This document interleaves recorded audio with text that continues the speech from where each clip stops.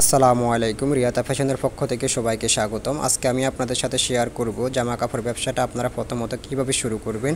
তার জন্য ভিডিওর শুরু থেকে শেষ পর্যন্ত পুরোটা দেখতে হবে। কেউ টেনে টেনে দেখবেন না, টেনে টেনে দেখলে আপনারা কিছু বুঝতে পারবেন না।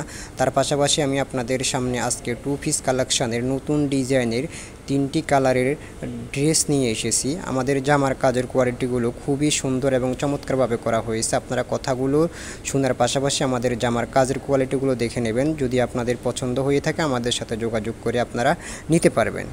আমি আপনাদেরকে আবারও বলি, জামা কাপড় ব্যবসাটা খুবই সহজ। এই ব্যবসার প্রথম যে সুবিধা সেটা হচ্ছে কম টাকা দিয়ে এই ব্যবসাটা করা যায়। 3 থেকে 5,000 টাকা দিয়ে এই ব্যবসাটা করা যায়। যে কেউ এই ব্যবসাটা করতে পারবেন। এখন বাংলাদেশের বড় বড় পাইকারি মার্কেটে অনেক দোকানদার নতুন উদ্যোক্তা যারা বাসাবাড়িতে বিক্রি করতে চায় তাদের জন্য এই সুবিধাটা রেখেছে। আপনাদের ব্যবসার ক্ষেত্রে প্রথমত যেটা ঠিক করতে হবে, শুধু জামা কাপড় ব্যবসা না, যে কোনো ব্যবসার ক্ষেত্রে প্রথমত যেটা ঠিক করতে হবে আপনাদের মূলধন কত আছে। যদি আপনাদের মূলধন থাকে 5,000 টাকা, তাহলে আপনাদেরকে 3,000 টাকার মাল কিনতে হবে, বাকি 2,000 টাকা হাতে রাখতে হবে। কেন হাতে রাখতে হবে সেটাও আমি আপনাদেরকে ক্লিয়ার করব। যদি আপনাদের কাছে থাকে 7,000 টাকা, 5,000 টাকার মাল কিনতে হবে, 2,000 টাকা হাতে রাখতে হবে। যদি আপনাদের কাছে থাকে 10,000 টাকা, তাহলে 5,000 টাকার মাল কিনতে হবে, বাকি 5,000 টাকা হাতে রাখতে হবে। বা 7,000 টাকার মাল কিনতে হবে, 3,000 টাকার হাতে রাখতে হবে। এবার কেন হাতে রাখতে হবে সেটা আমি ক্লিয়ার করতেছি। দেখেন, একজন নতুন ব্যবসায়িক শুরু থেকে সে ব্যবসার পরিস্থিতি বুঝতে পারবে না। ব্যবসার পরিস্থিতি বুঝতে হলে তাকে আগে ব্যবসার মাঠে নামতে হবে, নেমে পরিস্থিতি পর্যবেক্ষণ করে তারপর পরিস্থিতি বুঝতে হবে। তো আপনারা যারা নতুন ব্যবসা শুরু করবেন, আপনারা প্রথমত ব্যবসার পরিস্থিতি বুঝবেন না। ধরুন আপনার কাছে 5,000 টাকা আছে, আপনি 5,000 টাকার মাল নিয়ে এসেছেন।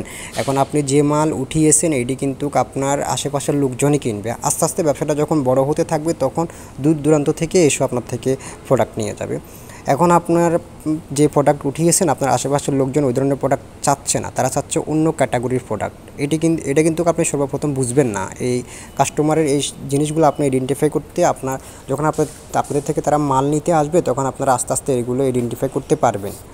এখন আপনার কাছে 5,000 টাকাই আছে, আপনি 5,000 টাকার মাল নিয়ে আসছেন। এখন আপনি কী করবেন? এখন আপনার কাস্টমারের চাহিদা অনুযায়ী আপনাকে মাল আনতে হলে অন্য থেকে ঋণ নিয়ে আপনাকে মাল আনতে হবে।